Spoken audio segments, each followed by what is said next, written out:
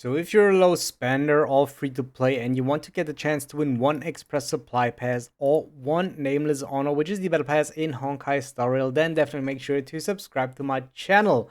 I'm planning to do the 1000 subscriber giveaway until Kafka releases. Probably if we are hitting the 1000 subscriber checkmark on YouTube, I will do that giveaway live on stream on twitch.tv/DreGotchaGaming. On the release day of Kafka, I will go live 2 hours before her banner releases, probably, and then I will do the giveaway live on stream where you can win one of those two items. So with that out of the way, what is up, guys? My name is Ray. Welcome to another Honkai Star Rail video. Now, in today's video, we're doing something very different. We're looking at the featured characters of my friend list. So the majority of the friends in my friend list are still people that I do not know. And we want to look at the characters that they do feature, how they did build them, which character they especially featured. And yeah, of course, we do not know if most of them are free to play or not, but we will see. So I'll probably not look into all 50 characters, and the video will take too long. I think we will look at about 10 different ones. So let's start off with a more interesting one. Let's start with this one because he don't have Sealy. No, let's go on the account first. Where can when we go into the? Okay, yeah, let's go into the Trailblaze profile. So he features 4 5-star characters, and his main support character is Japar. Let's look at his Japar. It has 3,400 life. Uses a free-to-play weapon, which is really nice. 4,000 defense. Whoa, this Japar is really good. 98 speed. I think this should be the base speed, but 4,000 defense and 3,400 HP. This seems very, very good. A super imposition for day 1 of my life. This weapon is, I think, also really solid for this character. It increases the rest defense by 22%, and after entering battle, increases all type resistance of all allies by 11%. So, I really like this weapon. For the traces, oh, can we say that this is a minimum maxed? No, I think he only leveled up this level. What is this?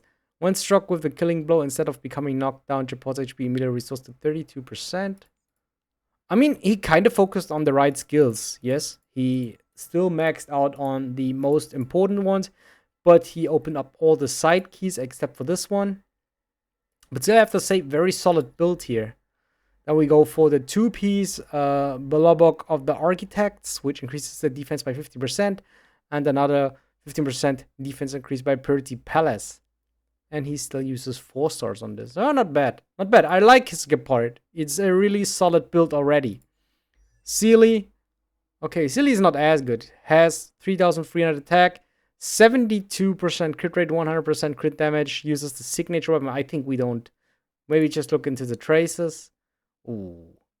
I think these have to be maxed out pretty much. Because for Sealy, it's really worth. But yeah. He also has Jingyan, 60% and 135. 3,500. Oh, his Jingyan looks a bit better. Also, signature weapon. Oh, okay. He's definitely not free to play. Traces. Okay. Not bad in my opinion. They're all maxed. They're all on 7 out of 10, which is very solid. And he uses the Inert Salcedo for the 2-piece, which is, I think, very standard. And the 4-piece lightning set. Oh, I think his Jingyan is way better than his Sealy, but having Sealy, I would focus more on Sealy, honestly. But yeah, really good character though, really good. Bailu, 7,000 HP. Whoa, this is insane. What does he use? Increases the rest max HP. Okay, the 2-piece on HP and the healing set. So he should. Then I think he will have HP percent on all his pieces. Wow. Okay, Eidolon 0. Wow, wow, wow. 7,000 HP. Oh, this also increases the Varus HP by 20%. Really nice. Actually, 4 solid characters. I think Sealy is a little underwhelming. But the other 3 characters, I think, are totally fine. Okay, let's scroll down a bit. Let's see. Let's take a look at this. Trailblaze level 65. So she has Celia as a main character, Japard, Danheng, and Tingyan. Take a look at Celia. 74 crit rate and 136 crit damage, 3,400 attack. So I think like having more than 3,000 attack is very standard. But I think it's a little less crit damage. You should have a little more. But what is very good is 119 speed. This is, I think, very solid here.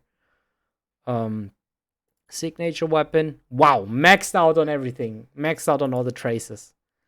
Oh, all the relics are plus 15. Unlucky thing is that we cannot see the single pieces here. In Genshin, you can see the single pieces if you look into your friends' accounts. But we have also a very standard build with 4-piece Brilliant Stars and 2-piece Salcedo. So nothing more here. Wow, but the Celia is idle on 1. So increases the crit rate. So basically she has like over 80% crit rate. Japard. Okay, this Japard is a little bit worse. Look at this. Only 2,400 defense, 3,000 HP. Uses this weapon, Texture of Memories. Increases the wearer's effect resistance by 10% if the wearer is attacked and has no shield. They gain a shield equal to 20%. I think I like the other weapon a bit more, honestly, even though this is the 5-star weapon. But I think this is the 5-star weapon from the Hertha shop, right? I think this is the one from the Hertha shop. I like the 4-star weapon more, honestly. Oh, this is very solid. I think this is very clean because only necessary key traces are upgraded, because this is literally his worst key trace.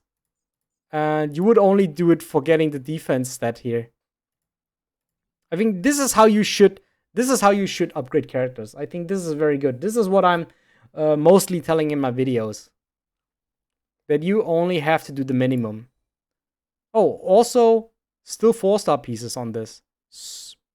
But we're getting the set bonus. Also here, the bare minimum. +9, +6. I think this is also how you should upgrade your relics. Only do the bare minimum as long as you don't have a perfect set. Only do it to +9 maximum. I would rather recommend +6 for the 5-star ones, +9 for 4-stars if you're still using 4-stars. As long as you don't have your perfect artifact stats and you're not Trailblaze level 65, I would not recommend you guys to go further +6 on 5-stars. So you can really save up to a lot of resources. So, Danheng. Okay, nothing special here. I think also not really something to talk about here. Super Imposition 5, Past and Future. Very, very good weapon. I'm using this weapon myself. Wow, this character is really maxed out on a lot of... But I think that it is more necessary for the character. And a very standard build here with some 4 pieces. Okay, the video is already at 8 minutes and we only looked into 2 accounts. I think we won't look into 10 accounts, but we'll maybe look into 5 accounts. Let's take a look into this. This is a very good friend of mine. He only featured 5-star characters. We have Blade, Sealy, Blade, Silverwolf. So let's take a look at Blade, a newest edition. 5,000 HP, signature weapon, 70% crit rate, 120% crit damage. Very solid. 104 speed, also very solid. Yeah, I think he could have a little more crit damage. And maybe we can sacrifice a little of attack and put it into HP. But overall, it's still fine. Traces. Wow, everything is nearly maxed out. This dude has no chill. He nearly maxed out on every trace. But I think for Bladed, again, it is worth. Because he needs to have all his stats. He needs to have HP. He needs to have crit rate. And he needs to have more HP. And yeah, I think... Yeah, you have to increase the effect resistance to get to those keys. But yeah, I think for... Okay, maybe you could have skipped this one. If you want to be like optimizing for a bit. But... He's very late game oriented already, so I do know that it is worth to upgrade all the traces. I cannot blame him for that. And he's already ready for the maxed out piece here. We have a 2-piece Celestial Differentiator. But I think this is the wrong piece. You shouldn't go for this. You should go for the new one. For the new one that you can get in Simulated Universe 7. But this is definitely the wrong one. If you don't go for the new one in Universe 7, go at least for in the one from Simulated Universe 6. But the 4-piece is definitely right. Longevous Disciple is his best 4-piece, increases max HP by 12%.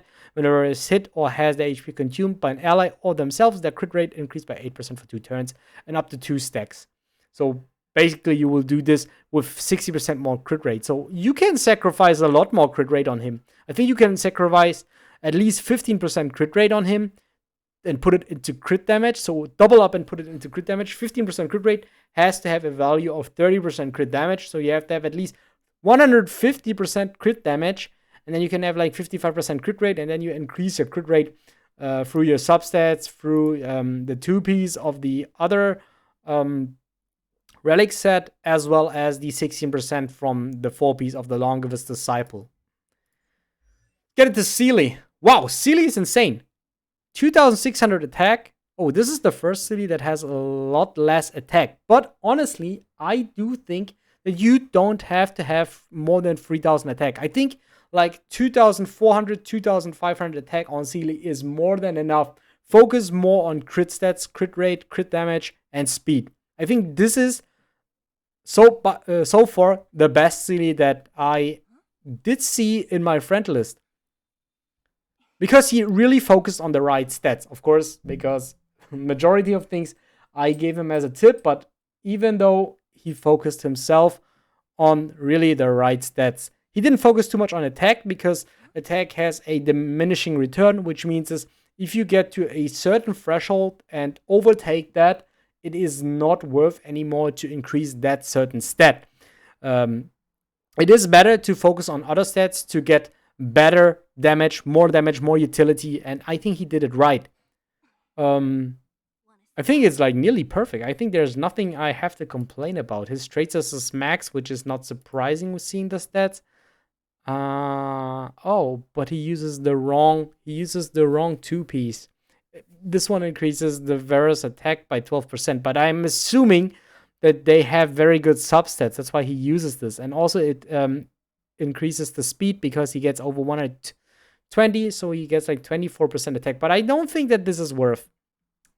But I assuming that these have very good subsets. That's why he did put that on the character. And of course, standard build, the 4-piece Brilliant Stars. Okay, no Eidolons on that. Let's take a look at Silverwolf. It's only 68. 46 crit rate, 107. Okay, for Silverwolf, it's important to look at the affected rate. How much is it? 102, very good. So I think 102 is more than enough, but you do need like, I think you still do need like 10 till 15% crit rate. I think it's fine to live with only 100% crit damage, but at least having a consistent crit rate ratio is very good. But so far, having 100% affected rate is very solid. This is the free-to-play weapon. Yep, I think the free-to-play weapon is very good. I don't really think that you need the 5-star weapon on Silverwolf. Traces. Yeah, it's also only the bare minimum. It's also only the bare minimum. If there are 3 or more debuffs affecting the enemy when the skill is used, then the skill decreases the enemy's all-type resistance. But I think you have to use all the key traces for Silverwolf, honestly. I would upgrade all the key traces. Increases. Okay, this is very good. This build is very good. I like this. This is only... I think if you upgrade to plus 14, you can do it to plus 15 too. It doesn't make any sense to only upgrade to plus 14. Okay. Okay, the video is already 14 minutes long. Let's take a look at one more account. Okay, this one is also a friend of mine, and he's already level 66. He's a mini whale. Take a look at his blade. 64 crit rate, 153% crit damage, 6,700 HP. This is the blade what I'm looking for. 127 speed. I think this is by far the best blade that I currently seen in my friend list.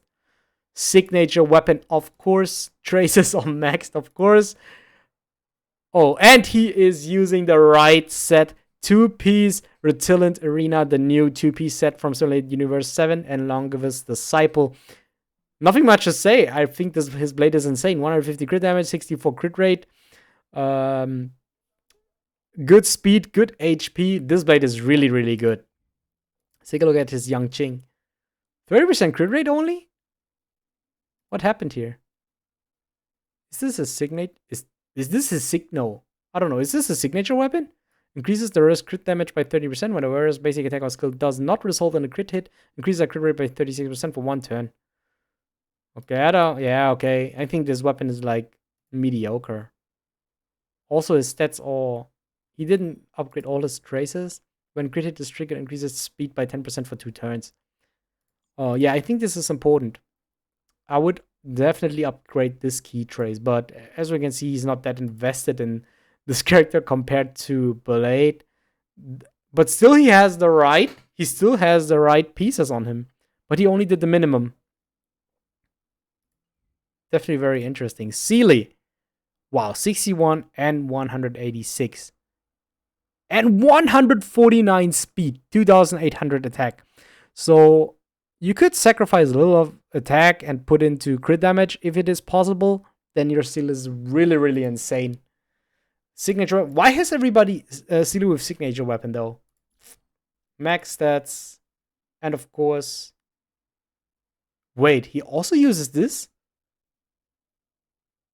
Did I miss out on something? Or why do both of them use the same 2-piece? I don't think this is the right one. Correct me if I'm wrong. But I think you shouldn't use this 2-piece on Sealy if you have the choice. Because I don't know if he chooses this because they have very good subsets, but I think it's not the right choice to choose 2-piece Sealing Station. Or am I missing out on something here? Or do we just do it for the speed stat? No, you don't get more speed. You only get more attack percentage. I think you should rather use a 2-piece that gives crit rate or crit damage, and then you can sacrifice those in your subsets and focus on other subsets. I think you saw that 2 times now, but I don't think that this is the right one. Okay, let's take a look at the last character, Lodcha. Free-to-play weapon, 3,400 HP. It's a little less, 113 speed.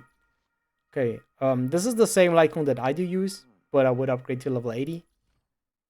He only did the bare minimum for his traces. I just did a YouTube short where I did say I think it's worth to upgrade all his traces. Literally all his traces. Max out on everything. Increases the wearer's energy. Yeah, okay. I would use this 2-piece too, because I think his ultimate skill is very important. But he uses outgoing healing and attack increases. I would rather use 4-piece of this one. Not the. I think the outgoing healing increasement is not necessary for him. I wouldn't use it because he scales on attack, and the heal is enough if you have enough attack, and then you just have enough heal, and also by default doing more damage just by focusing on attack percentage. Yeah, the video was actually longer than I planned, but we enjoyed looking at our friendless characters. Let me know if you did enjoy this type of content, and subscribe to the channel, of course, if you want to get the chance to take part on the giveaway. Definitely don't miss out on the stream next week on twitch.tv/RagerGaming, where I will summon on multiple accounts for Kafka. And I'll see you guys next time. Bye.